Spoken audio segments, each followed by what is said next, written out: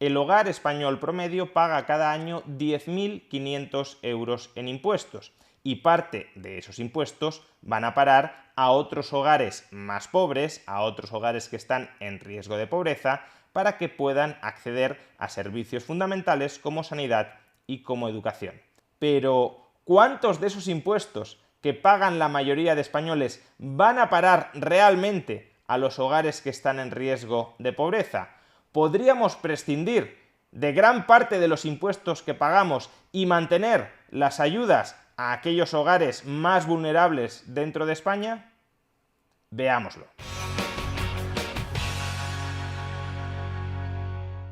En el vídeo de ayer explicamos que el conjunto de hogares españoles tiene unos ingresos promedio de en torno a 30.000 euros, considerando dentro de estos 30.000 euros tanto los ingresos monetarios que obtienen desde el mercado como los ingresos monetarios que obtienen a cuenta de transferencias estatales, cuanto el valor monetario de los ingresos en especie de los servicios sociales que reciben de las administraciones públicas.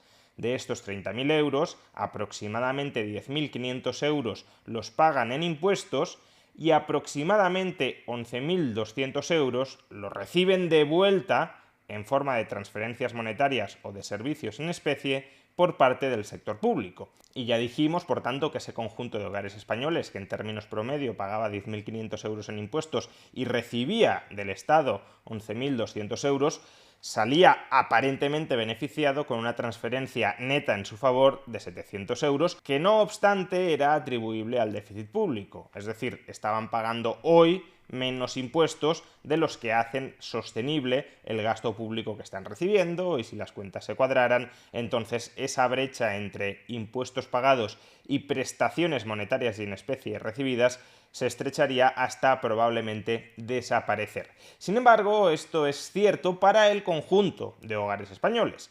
Sin embargo, en los mismos gráficos que utilizamos ayer, podíamos ver con claridad que había una parte de los hogares españoles, de los 17 millones de hogares españoles, que sí salen claramente beneficiados con las redistribuciones que efectúa en su favor el sector público. Y me estoy refiriendo a los hogares en riesgo de pobreza. Como podemos observar en este gráfico, los hogares en riesgo de pobreza pagan aproximadamente en impuestos el 37-38% de sus rentas brutas. En impuestos pagan incluso más que los hogares que no están en riesgo de pobreza, en términos relativos, claro, porque los hogares que no están en riesgo de pobreza abonan en impuestos aproximadamente el 35% de su renta disponible, los hogares en riesgo de pobreza más del 37%, pero al mismo tiempo reciben prestaciones monetarias y en especie equivalentes a casi el 90% de su renta bruta. Por tanto, sí, pagan el 37%, pero reciben el 87-88% de su renta bruta en forma de prestaciones. El saldo redistributivo es 50 puntos de su renta bruta en su favor. Bien, varios comentarios a este respecto. Una vez excluimos del conjunto de hogares a los hogares en riesgo de pobreza, el resto de hogares, aproximadamente 13 millones de hogares, ya no salen ganando en términos promedio con la redistribución.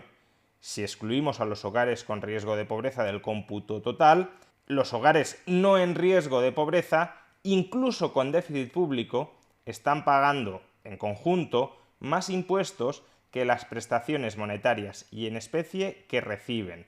Concretamente pagan 2 puntos más en impuestos que el valor monetario de las prestaciones que les proporciona el Estado. Eso no significa que dentro de esta categoría, si la desagregamos, no pueda haber una cierta redistribución. Habrá hogares que no están en riesgo de pobreza, que aún así reciban prestaciones algo más valiosas que los impuestos que pagan, y habrá otros que pagarán muchos más impuestos que las prestaciones que reciben. Pero sí pone de manifiesto que la entidad, la importancia redistributiva dentro de la categoría hogares que no están en riesgo de pobreza es bastante pequeña, es bastante minúscula. No estamos hablando de nada similar a los 50 puntos de redistribución en su favor para los hogares que sí están en riesgo de pobreza. O dicho de otra forma, la auténtica función redistributiva que realiza el Estado, en este caso el Estado español, no es entre hogares que no están en riesgo de pobreza, sino entre hogares que no están en riesgo de pobreza y los que sí están en riesgo de pobreza. Para algo más de 13 millones de hogares españoles, la función redistributiva del Estado es bastante escasa y prácticamente sale lo comido por lo servido. Analicemos, por tanto, más de cerca quiénes son estos casi 4 millones de hogares en riesgo de pobreza, que son los principales beneficiarios, los principales necesitados, los principales dependientes de la redistribución estatal a costa de los hogares que están fuera de riesgo de pobreza. Bien, en este gráfico tenemos desagregados distintos tipos de hogares en riesgo de pobreza en función de cuál sea la fuente principal de ingresos de este hogar. Los tenemos agrupados en hogares cuya principal fuente de ingresos son las pensiones, hogares cuya principal fuente de ingresos son los subsidios estatales, hogares cuya principal fuente de ingresos sean rentas de la propiedad.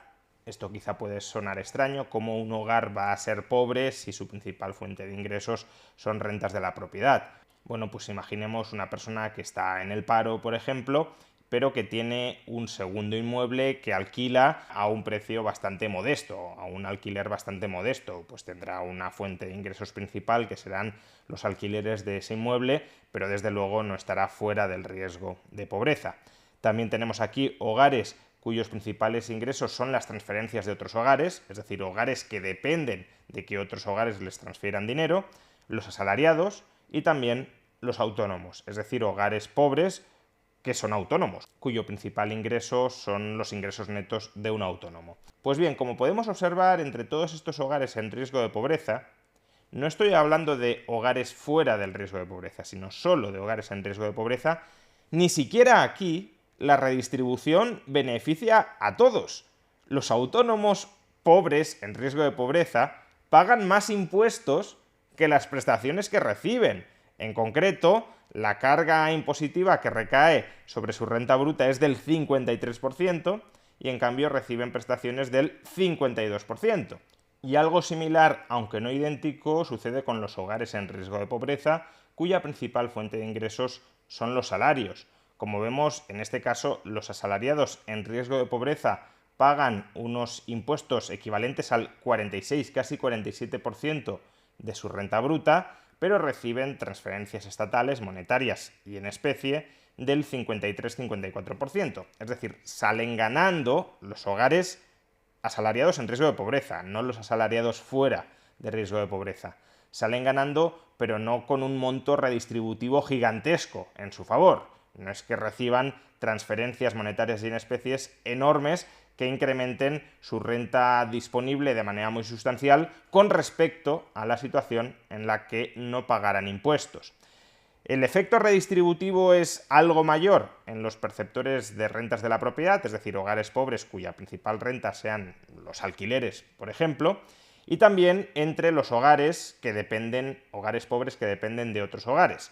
En ambos casos estamos hablando de un efecto redistributivo de unos 20-25 puntos, que ya es más significativo, pero aún así hay muchísima diferencia con los dos tipos de hogares que claramente salen beneficiados de la redistribución. Los dos tipos de hogares en riesgo de pobreza que claramente salen beneficiados de la redistribución, que son los hogares en riesgo de pobreza cuya principal fuente de ingresos son las pensiones y los subsidios estatales. En estos casos, la renta bruta se más que duplica como consecuencia de la labor redistributiva del Estado.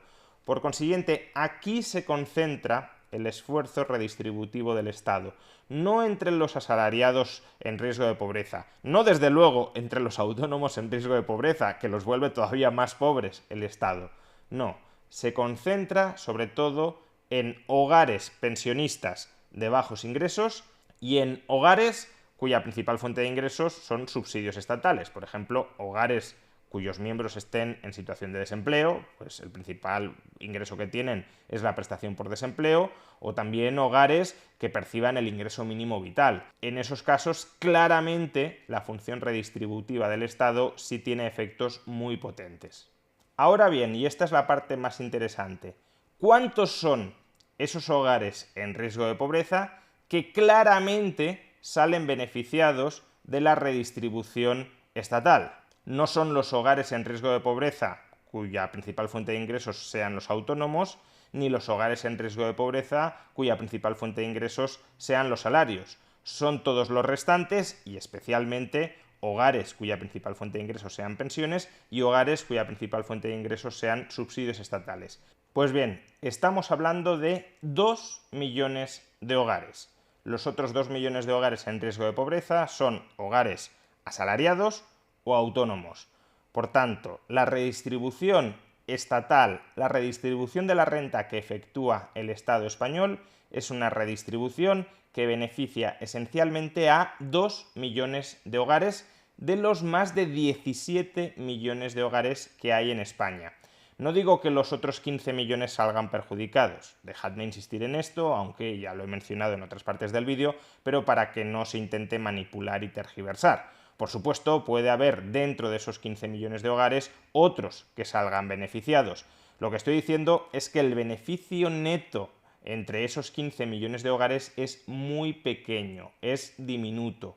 El grueso del efecto redistributivo, el grueso del impacto redistributivo que efectúa el Estado se deja sentir sobre 2 millones de hogares. Unos 2 millones de hogares en riesgo de pobreza para los cuales sus ingresos se más que duplican como consecuencia de la redistribución estatal.